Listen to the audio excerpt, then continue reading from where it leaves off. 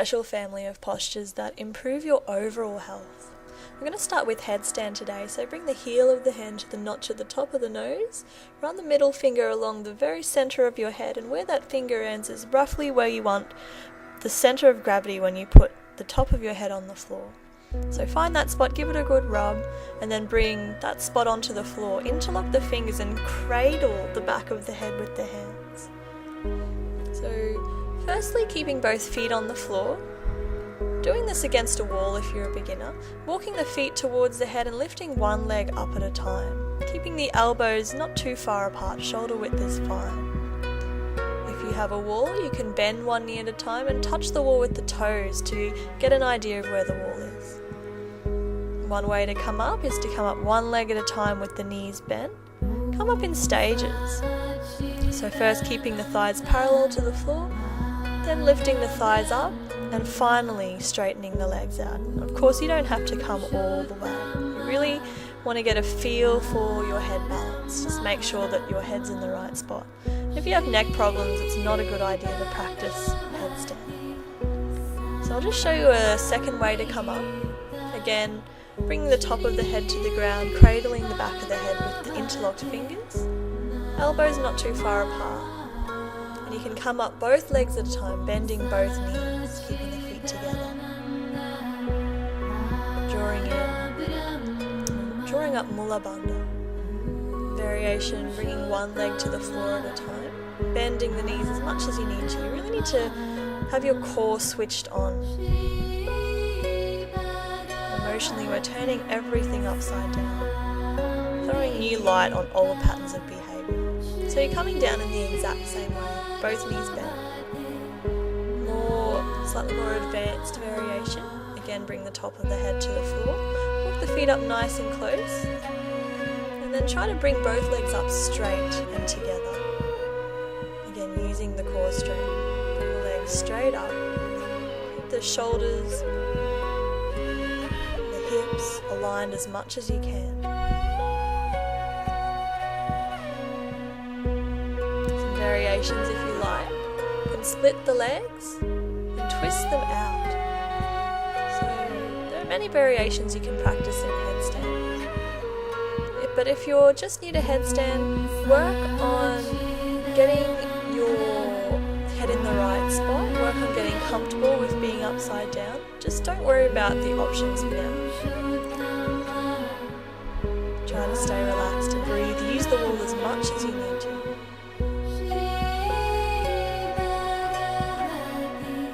Down from the intermediate and advanced option. Bring the legs down together, trying to hold them halfway if you can, and then gently bring the feet back down to the floor. Bring the knees to the floor, release the hands, come straight into child's pose and make sure you don't lift your head straight up off the floor, especially if you have low blood pressure.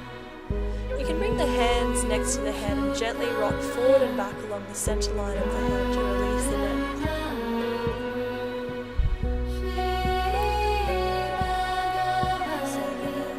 Into a tabletop posture, move into downward facing dog, just to open the chest, and then come forward to sitting, and come to lying on your mat. Inhale, lift the legs up. We're going to come into shoulder stand now. Move the feet behind the head, come into halasana or plough pose first, interlocking the hands behind the back, tucking the shoulders under and making sure you don't move the head or neck at all from now on. Bring the hands to the lower back, and inhale, lift the legs up. So the weight should be moving down through the tops of the shoulders rather than in the back of the head and neck. Keep the belly soft and try to move the energy out through the balls of the feet, coming into any variations you like. So you might want to come into diamond by bringing the soles of the feet together. And if you have the balance, bring one hand at a time up to the knees. Of course, if you're new to shoulder stand, just work on regular shoulder stand first. More advanced students, you can come into half or full lotus. Then inhale, try to open the hips by moving the knees up to point towards the sky. And maybe coming into inverted lotus, bringing the hands to the knees. Keeping the back, the spine straight. Might want to lower the shins towards the face. Really working with the hips now. Return the hands to the back. So working your hands up towards your shoulder blades eventually.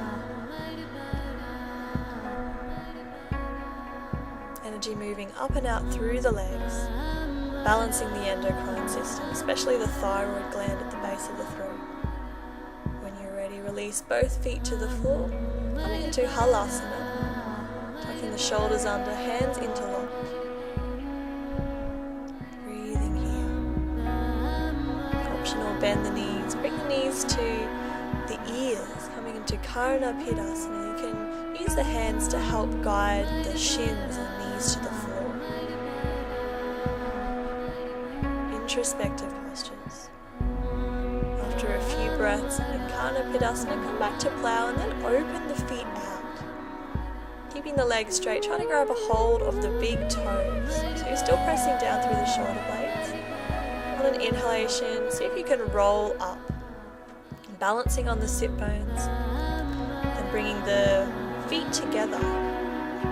So it's a balancing Paschimottanasana. Release the feet. Come to lying on your mat. To counterbalance our shoulder stand, we're going to come into fish pose. So keeping the elbows in nice and close. Inhale, lift the chest up and bring the crown of the head straight to the floor. So you're opening the chest up. Pressing down through the elbows. More advanced option, bring the legs and arms up to around 45 degrees, palms of the hands together. Matsyasana, Lord of the Fishes. Return the legs to the floor when you're ready. You're lifting your heart space up towards the ceiling. Breathing here when you're ready. Bring the chin back to the chest. Bring the spine back to the floor. Okay, so the first step we're going to make is just a simple guacamole. Just got some different ingredients cut up here. You're going to get 1.5 to 2 avocados. And just scoop the flesh into a bowl. Avocado provides plenty of good fats, mono-unsaturated fats, but you don't really need to worry about saturated, polyunsaturated, mono-unsaturated, that kind of stuff so much. The main thing to think about is where the fat is coming from. If it's from a natural, recognisable source, and generally that's something your body is going to be able to break down. So even things like full cream organic butter in small amounts is okay. But if you're having, soybean oil or any of these hydrogenated oils that are part of biscuits and pastries and stuff, your body's not going to be able to break that stuff down so easily. So I've got our avocado. I'm going to throw in about a quarter of a bunch, or just a handful or so of chopped up coriander. We'll put in about a clove of minced garlic, a little bit of honey, half to 1 tablespoon of honey, and some lemon juice. To finish off, ideally you'd have fresh chilies to put in. I'm just going to put in ground chili today simply because I don't have any fresh chilies. Salt and pepper. Don't have any salt, so I'm going to use a bit of tamari. And then from here, I'm just going to mash it all up.